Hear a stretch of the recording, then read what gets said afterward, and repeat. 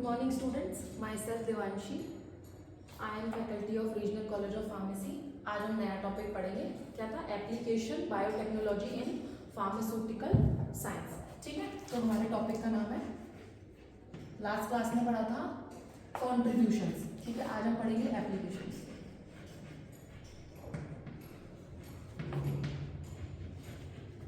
Applications of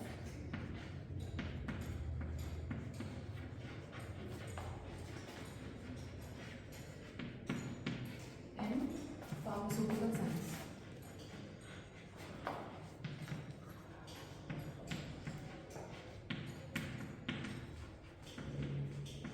ठीक है, क्या क्या एप्लीकेशन होती है बायोटेक्नोलॉजी की फार्मास्यूटिकल साइंस में। तो पहली एप्लीकेशन है मेडिकल फील्ड में। ठीक है, मेडिकल में क्या हो सकती है? सबसे पहली एप्लीकेशन हो सकती है ड्रग का प्रोडक्शन।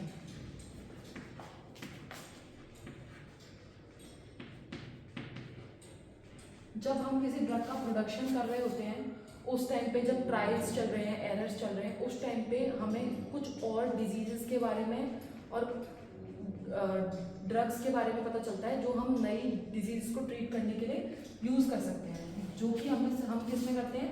बायोटेक्नोलॉजी में। अब नया प्रोडक्ट, ऑब्वियसली बात है, पहले से जो प्रोसीजर चल रही है, उस टाइम हमें किसी नई ड्रग के प्रोडक्शन के बारे में पता चला है, तो वो नया है।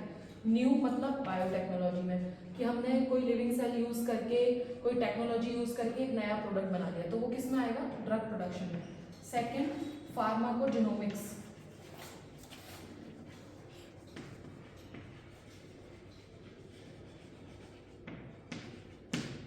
फार्माकोजेनोमिक्स क्या होता है? इसमें हम देखते हैं कि ड्रग को बढ़ाने में और कम करने पे जीनोम में कोई चेंज आ रहा है या नहीं। फार्माकोजेनोमिक्स एक ऐसी स्टडी होती है जिसमें हम क्या देखते हैं कि ड्रग की रेट बढ़ाने पे या उसकी रेट कम करने पर जीनोम में कोई चेंज तो नहीं आ रहा। ठीक है, फिर थर्ड था जीन थेरेपी।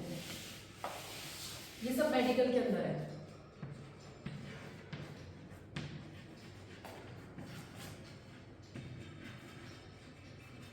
ठीक है, जीन थेरेपी में क्या होता है? जीन्स का चेंज, मतलब जीन्स चेंज कर देते हैं हम। ठीक है, अब पहले के टाइम पे एक बीमारी थी SCID, जिसमें क्या होता है?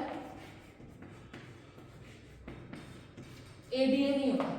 SCID एक ऐसा डिसऑर्डर होता है जिसमें ADA एंजाइम नहीं होता। ठीक है, अब ADA जीन नहीं है उनके पास, जिनको SCID है उनके पास ADA जीन ही नहीं है, तो हम जीन थेरेपी को यूज करके इस ADA जीन को उनमें इंसर्ट करा सकते हैं। मतलब अगर कोई, या तो उनके पास है ही नहीं, या फिर अगर है तो एबनॉर्मल है। ठीक है, अब जीन थेरेपी को यूज करके हम क्या करेंगे? इस ADA जीन को उनमें इंट्रोड्यूस कराएंगे, या फिर जो एबनॉर्मल है उससे हटा के नॉर्मल जीन को इंट्रोड्यूस कराएंगे। तो वो किस में होता है? Gene therapy. मतलब जीन्स को ही चेंज कर देते हैं। अगर कोई एबनॉर्मल जीन है तो उसे नॉर्मल जीन में, और अगर है ही नहीं तो नया जीन उनके अंदर इंट्रोड्यूस कराया जाता है। ठीक है, फिर आती है जीन टेस्टिंग।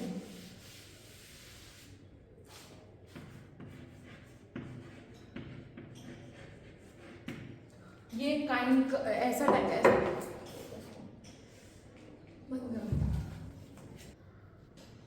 जीन टेस्टिंग क्या होती है? जीन टेस्टिंग में जीन टेस्टिंग एक काइंड ऑफ मेडिकल टेस्ट होता है जिसमें हम क्या देखते हैं? हम चेंजेस देखते हैं जीन्स में, क्रोमोसोम्स में या प्रोटीन्स में, जिसमें कि सबसे बेसिक एग्जांपल है डिटरमाइनिंग सेक्स। उसमें क्या देखा जाता है? जीन्स में क्या चेंजेस हो रहे हैं, वो सब किसमें पता चल जाते हैं? जीन टेस्टिंग में। जो कैंसर में सिम्पैटोमेटिक टेस्ट होते हैं वो भी जीन टेस्टिंग ही होती है। ठीक है, ये तो हो गए हमारे मेडिकल। ठीक है, अब सेकेंड एप्लीकेशन आती है हमारी क्लोनिंग।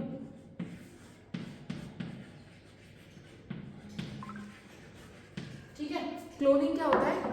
जेनेटिकली आइडेंटिकल कॉपी, मतलब एग्जैक्ट कॉपी। अब जैसे एग्जांपल के थ्रू समझ लो, एक है एनिमल 1 और एक है एनिमल 2। अब हम क्लोन कैसे बनाएंगे? जेनेटिकली आइडेंटिकल कॉपी यानी एग्जैक्ट कॉपी कैसे बनाएंगे? तो एनिमल 1 का एक सेल ले लिया, नॉर्मल सेल। ठीक है,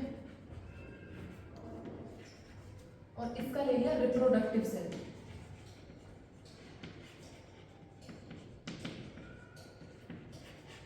ठीक है, अब ये नॉर्मल सेल ले लिया, इसका रिप्रोडक्टिव सेल ले लिया, मतलब एनिमल वन का हम नॉर्मल सेल लेंगे तो सेल के अंदर क्या होता है, न्यूक्लियस, ठीक है। यहाँ पे भी रिप्रोडक्टिव सेल लेंगे, इसके अंदर क्या होगा, न्यूक्लियस, मतलब एग सेल ले लिया उधर से, ठीक है। अब हमने यहाँ पे क्या किया, इस सेल, इस न्यूक्लियस को रिमूव कर दिया, ठीक है। सेम इस प्रोसीजर में यहाँ से भी न्यूक्लियस को रिमूव कर दिया, ठीक है। अब जो ये न्यूक्लियस है उसको हमने यहाँ प्लेस करा दिया, एनिमल वन का न्यूक्लियस एनिमल टू के न्यूक्लियस में प्लेस करा दिया, तो वो जेनेटिकली आइडेंटिकल कॉपी होगी एनिमल वन की, मतलब इसका जीन कह लो या इसका कोई बॉडी का पार्ट या सेल का न्यूक्लियस उसके बॉडी के पार्ट में या उसके सेल के न्यूक्लियस में है, तो ये जो एनिमल टू है ये इसका एनिमल वन का एग्जैक्ट जेनेटिकल कॉपी होगा, जेनेटिकल आइडेंटिकल कॉपी होगा, ठीक है। इसके बाद थर्ड एप्लीकेशन है एग्रीकल्चर।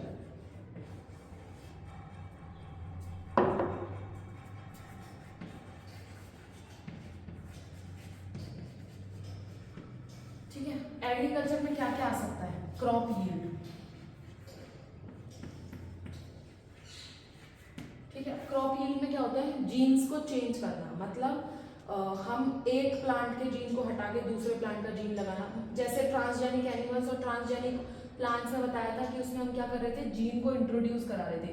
ऐसे ही क्रॉप यील्ड रेट बढ़ाने के लिए कि हमारी क्रॉप्स की यील्ड रेट बढ़ जाए, उसके लिए हम क्या करते हैं, जीन्स को इंट्रोड्यूस कराते हैं नई नई तरीके से। अब जैसे एग्जाम्पल में ले लो बीटी कॉटन, ठीक है, बीटी क्रॉप भी होती है, नहीं सॉरी कॉर्न भी होता है, बीटी टोमेटो भी होता है, बीटी ऑरेंज भी होता है। अब ये बीटी क्या है, ठीक है, बीटी मतलब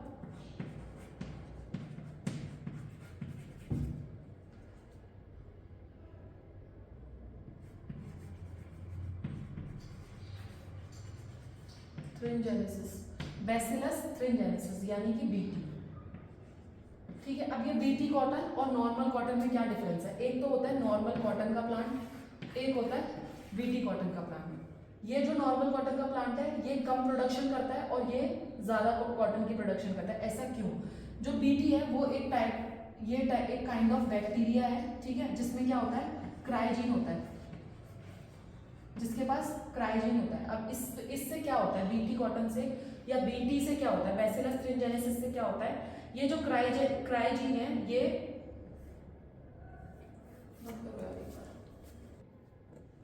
अब ये जो क्राइजीन है वो जो मतलब मान लो जैसे ये वाला ये बीटी, ये नॉर्मल है और ये बीटी कॉटन, ठीक है।